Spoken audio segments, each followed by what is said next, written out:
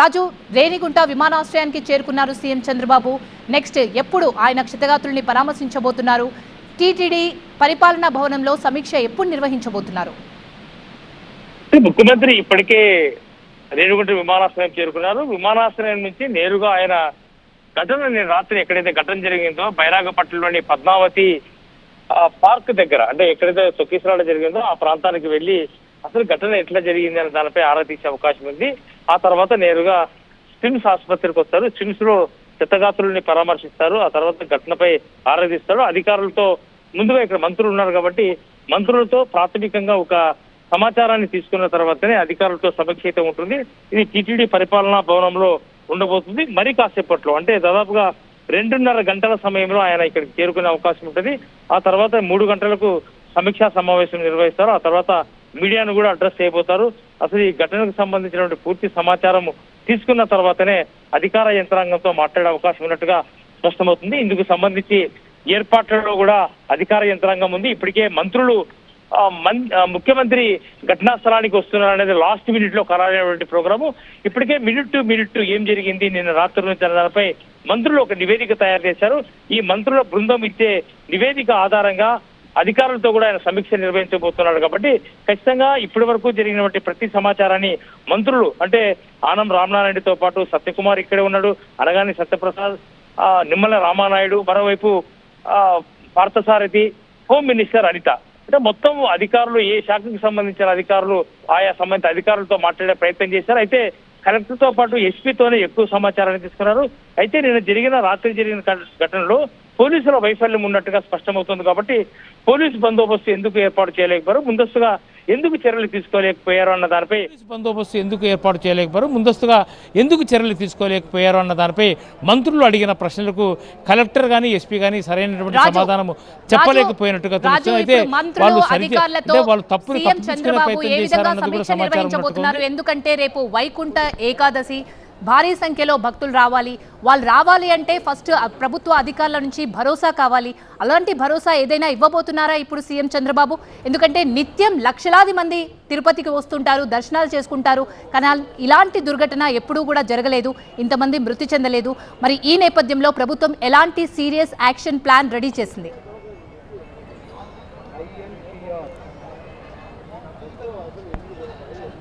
అంటే ఖచ్చితంగా ముఖ్యమంత్రి సమీక్ష మాత్రము 2 అంశాలపైన ఉంటుంది. ముందు ఘటన జరిగింది కాబట్టి ఈ ఘటన ఏ విధంగా జరిగింది, ఎవరి బాధ్యులు, ఎవరి తప్పిదం వల్ల జరిగింది అనేది ఒకటైతే, రెండో వర్షంలోకి వెళ్తే ఖచ్చితంగా భక్తులకు మనోధైర్యాన్ని ఇవ్వాల్సిన అవసరం ఉంది. అయితే ఇంత పెద్ద ఇన్సిడెంట్ గతంలో ఎప్పుడూ టీటీడీలో జరగలేదు.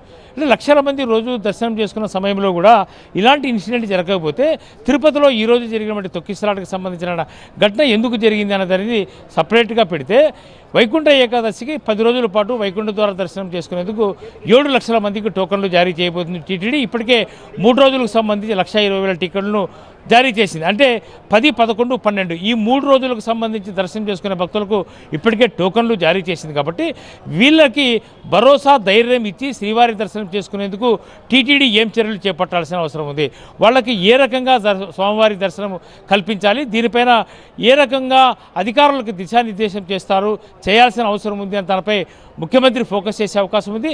మరోవైపు 13వ తారీఖు నుంచి కూడా 19వ తారీఖు వరకు రోజువారీగా 40,000 టికెట్లు ఎస్ఎస్సి సర్వదర్శనం టోకన్లను జారీ చేయాల్సి ఉంది. ఇందుకు సంబంధించి కౌంటర్లో 12వ తారీఖు నుంచి కూడా టోకన్లు తిరిగి జారీ చేయాలి. అంటే ప్రతిరోజు 40 రోజు టోకన్లే, కేవలం 40,000 టోకన్లను ఏ రోజుకు ఆ రోజు మాత్రమే టైం స్లాటెడ్ దర్శనాలకు సంబంధించిన టోకన్లు ఇస్తారు. కాబట్టి ఈ 40,000 మందికి ఒక్క రోజులో ఇచ్చే సమయంలో ఏ రకంగా, అంటే ఇప్పుడు జరిగిన తప్పిదమే మళ్ళీ జరగకుండా ఉండాలంటే ఏ రకంగా చర్యలు తీసుకోవాలి, దీని మీద కూడా ముఖ్యమంత్రి ఫోకస్ చేసే అవకాశం ఉంది. భద్రతకు సంబంధించినటువంటి పెద్దపీట వేయడంతో పాటు భక్తులకు భరోసా ఇచ్చే ప్రయత్నం అయితే చేస్తున్న పరిస్థితి కనిపిస్తుంది.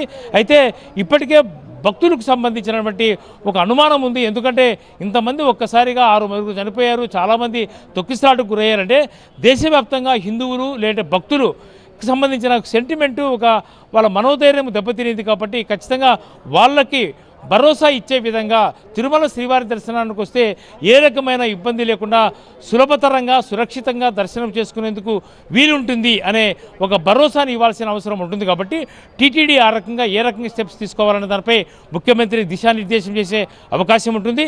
ఇందుకు సంబంధించే టీటీడీ చైర్మన్తో పాటు ఈవో అట్లాగే జిల్లా కలెక్టర్ ఎస్పీతో పాటు పోలీసు ఉన్నతాధికారులతో కూడా సమావేశం నిర్వహిస్తారు. ఇందుకు సంబంధించినటువంటి దిశానిర్దేశం చేసే అవకాశం కూడా ముఖ్యమంత్రి ఫోకస్ చేసే అవకాశం ఉన్నట్టుగా తెలుస్తుంది. రెండు అంశాలుగానే రివ్యూ జరగబోయే అవకాశం ఉంది. ముందుగా మంత్రులు ఇచ్చినటువంటి నివేదిక మినిట్ టు మినిట్ ఏం జరిగింది, ఎన్ని గంటలు జరిగింది, ఆ సమయంలో అక్కడ ఎవరున్నారు, అసలు అంబులెన్సులు ఉన్నాయా లేదా, లేకపోతే భద్రతా సిబ్బంది ఏ రకంగా వైఫల్యం చెందింది, అసలు ఒక్కసారిగా భక్తులు ఒకరిపై ఒకరు తొక్కిసలాటకు ప్రధాన కారణం ఏంటి, టోకన్ల జారీ సమయాన్ని ఏదైనా ఇబ్బందికి పెట్టారా అంటారు. అంటే ఇలాంటి అన్ని విషయాలపైన కూడా మినిట్ టు మినిట్ ప్రాథమిక నివేదిక అయితే మంత్రులు తయారు చేశారు. ఈ నివేదికతో మంత్రులు ముందుగా చర్చిస్తారు. ఆ తర్వాతనే ముఖ్యమంత్రి అధికారులతో సమీక్ష నిర్వహిస్తారు. తర్వాత ఘటనకు సంబంధించిన వివరాలతో పాటు ప్రత్యేకించి రేపటి నుంచి వైకుంఠ ద్వార దర్శనానికి రోజు 60,000 నుంచి 70,000 మంది మామూలుగా వచ్చే సందర్భం. అయితే ఇప్పుడు ఈ పర్వదినాలు ఈ 10 రోజుల్లో కూడా 70,000 మందికే టీటీడీ దర్శనం ఏర్పాటు చేస్తున్నప్పుడు ఎందుకు ఈ రకంగా తప్పు జరిగింది, ఎందుకు టోకన్ల జారీలో ఈ రకమైనటువంటి అలసత్వం నిర్లక్ష్యం వ్యక్తమైంది, ఎందుకు ఈ ఘటన జరిగింది అనే దానిపై మాత్రం ముఖ్యమంత్రి చాలా సీరియస్గా రెస్పాండ్ అయ్యే అవకాశం ఉంది. ఖచ్చితంగా ఇందుకు సంబంధించిన బాధ్యులపై కఠినమైన చర్యలు తీసుకునే అవకాశం కూడా ఉన్నట్టుగా మనకు తెలుస్తోంది.